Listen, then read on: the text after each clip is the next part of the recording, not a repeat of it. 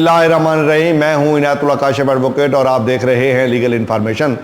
آپ کو یاد ہوگا گزشتہ ویڈیو میں ہم نے آپ کو کہا تھا کہ آپ ای او بی کے وہ مسائل سامنے لے کر آئیں اور ہم نے کچھ مطالبات کیے تھے صحت کارڈ کے حوالے سے اور دیگر حوالوں سے کہ وہ تمام مراحت جو دیگر لوگوں کو دی جاتی ہے وہ ہمارے ای او بی آئی پینشنرز کو بھی دی جائیں۔ پھر میں نے اس پر جب تحقیق کی کہ سرکاری ریٹائرڈ ملازمین کو ان کی موت کے بعد بھی کچھ جو ہے وہ پروٹیکشنز حاصل ہوتی ہیں، کچھ ان کو جو ہے وہ مراحت حاصل ہوتی ہیں، وہ کون سی مراحت ہیں جو ان کو ریٹائرمنٹ کے بعد اور پھر ان کی موت کے بعد بھی ان کو حاصل ہوتی ہیں، جو عام اولڈ ایج بینیفٹس کے جو پینشنرز ہیں، ای او بی آئی کے جو پینشنرز ہیں، ان کو حاصل نہیں ہیں۔ آج میں خاص طور پہ اسی پر فوکس کروں گا اور اسی پر میں آپ کو بتاؤں گا۔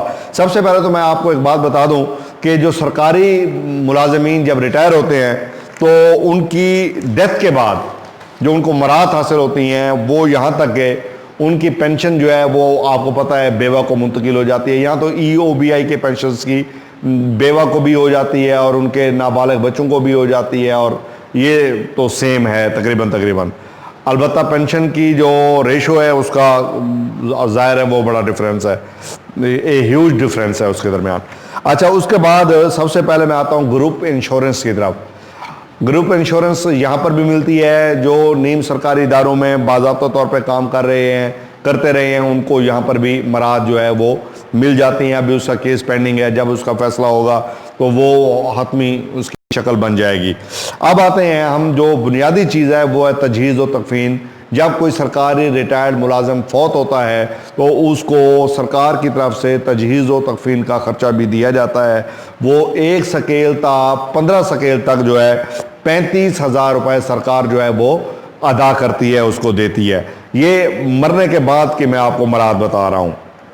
اچھا، پھر اس کے بعد آ جاتا ہے جی ماہانہ بہبود فنڈ، اور یہ ماہانہ بہبود فنڈ جو ہے وہ ان کے بچوں کو دیا جاتا ہے۔ یہ 1 تا 10 سکیل تک اگر ملازم ہو تو 3,000 روپے، 11 تا 15 سکیل ہوں تو 35,000 روپے، 16 تا 17 سکیل ہوں تو 6500 روپے، 18 اور 19 سکیل کے لیے 11,500 روپے، اور 20 سکیل کے لیے 15,500 روپے یہ بہبود فنڈ دیا جاتا ہے۔ یہ ماہانہ بنیادوں پہ دیا جاتا ہے اور یہ بھی آپ کو پتہ ہے مرنے کے بعد ہی دیا جاتا ہے۔ اس کے بعد ہوتا ہے جناب اگلا فنڈ جو ہے وہ ہے تعلیمی وظائف کا۔ 3 بچوں تک کو تعلیمی وظائف جو ہے وہ دیے جاتے ہیں، اور 1 تا 15 سکیل کے بچے کو جو ہے وہ 6,000 روپے ماہانہ دیے جاتے ہیں، اور میٹرک تک بچہ ہو تو اگر میٹرک سے زیادہ ہو، ایم اے تک ہو، ایم بی بی ایس ہو یا دیگر جو انجینئرنگ کی ڈگری کر رہا ہو تو اس کو 8,000 روپے دیے جاتے ہیں۔ 16 تا 20 سکیل کے لیے جو ہے وہ دیے جاتے ہیں 10,000 روپے تک میٹرک تک، اور میٹرک سے آگے F A, B A, F S C, B S C, honoured M A, M S C, وہ پھر 28,000 روپے دیے جاتے ہیں۔ یہ بچوں کو تعلیمی وظائف دیے جاتے ہیں۔ اس کے بعد آ جاتا ہے جی بچوں کی شادی کے اخراجات۔ 1 تا 15 سکیل تک کے بندے کو 55,000 روپے بچیوں کی شادی پر دیے جاتے ہیں، اور 16 تا 20 سکیل کے بندے کو 80,000 روپے پیمنٹ کی جاتی ہے۔ تو یہ تعلیمی وظائف ہو گئے، بچوں کی شادی یعنی میرج گرانٹ ہو گئی، اسی طرح بہبود فنڈ ہو گیا، اسی طرح جو ہے گروپ انشورنس ہو گئی، اسی طرح جو ہے ماہانہ بہبود فنڈ جو ہے وہ ہو گیا، تجہیز و تکفین کا فنڈ۔ یہ 6 مراحت جو ہے وہ دی جاتی ہیں ان لوگوں کو۔ اب یہ تو ہے وہ سرکاری ملازمین جو فوت ہونے کے بعد جن کو مراحت دی جاتی ہیں۔ اب ہم آ جاتے ہیں زندہ پینشنرز کی طرف۔ زندہ پینشنرز جو سرکار پر بوجھ بھی نہیں بنتے، جو سرکار کا بوجھ اٹھاتے ہیں پرائیویٹ سیکٹر میں، اور وہاں ڈیوٹی آورز ویسے تو 8 گھنٹے ہیں، لیکن آپ کے علم میں ہے 8 سے زائد آورز 12 گھنٹے، اور بعض اوقات 24 گھنٹے تک بھی ان سے ڈیوٹیاں لی جاتی ہیں اور لی جاتی رہی ہیں۔ یہ تمام لوگ جانتے ہیں اور یہ چشم کشا حقائق ہیں جو میں آپ کے سامنے بیان کر رہا ہوں۔ اب اگر آپ چلے جائیں اس حوالے سے کہ وہ ڈیوٹی آورز بھی زیادہ دیتے ہیں، تنخواہ بھی روٹین میں کم ہوتی ہے۔ سرکاری ملازمین کی تنخواہیں زیادہ ہوتی ہیں، ان کی تنخواہیں بہت کم ہوتی ہیں۔ اب اگر ایک آدمی اپنی زندگی کے 60 برس 65 برس محکموں کو دے دیتا ہے، پرائیویٹ سیکٹر کو دے دیتا ہے، اور پرائیویٹ سیکٹر اس کے بدلے میں صرف 6500 روپے دیتا ہے. مجھے بتائیں 6500 روپے نہ اس کو بہبود فنڈ ملتا ہے، نہ تجہیز و تکفین کا فنڈ ملتا ہے، نہ اس کے بچوں کو وظائف کا فنڈ ملتا ہے، نہ تعلیمی وظائف ملتے ہیں، نہ جو ہے وہ جو ہے اس حوالے سے جو تھا میری گرانٹ بچیوں کی شادی کے لیے، وہ مراحت ہیں جو ای او بی آئی پینشنر زیادہ حقدار ہیں. وہ اس لیے سرکاری ملازم اپنی زندگی کے اندر بہت ساری چیزیں کر کے وہ اپنے مکان سیکیور کر لیتا ہے، بچوں کی شادیاں کر لیتے ہیں، وہ اپنی پینشن سے چیزوں سے بہت فائدہ اٹھا سکتے ہیں اور اٹھا بھی لیتے ہیں.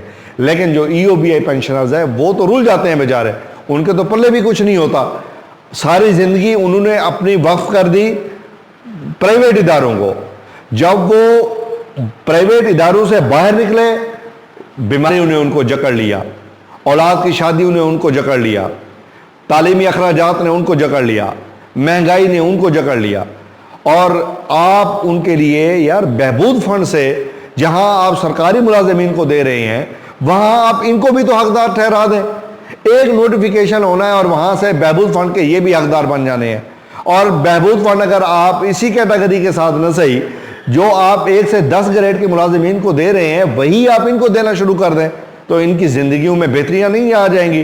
یہ جو قسم پرسی کی حالت میں ہیں، یہ جو مشکل ترین حالات میں ہیں، یہ جو اس قدر جو ہے خوفناک زندگی گزار رہے ہیں، بعض بستر مرگ پہ پڑے ہوئے ہیں. میں کومنٹس پڑھتا ہوں، میری آنکھوں میں بعض اوقات نم ہو جاتی ہیں آنکھیں کہ یار کس قسم کی یہ حکومت ہے، کس قسم کے یہ لوگ ہیں، کس قسم کے حکمران ہیں ہمارے، جو ہمارے ملازمین کے لیے اتنا بھی نہیں کر سکتے کہ بہتری کے لیے چھوٹے چھوٹے سٹیپ اٹھاتے جائیں.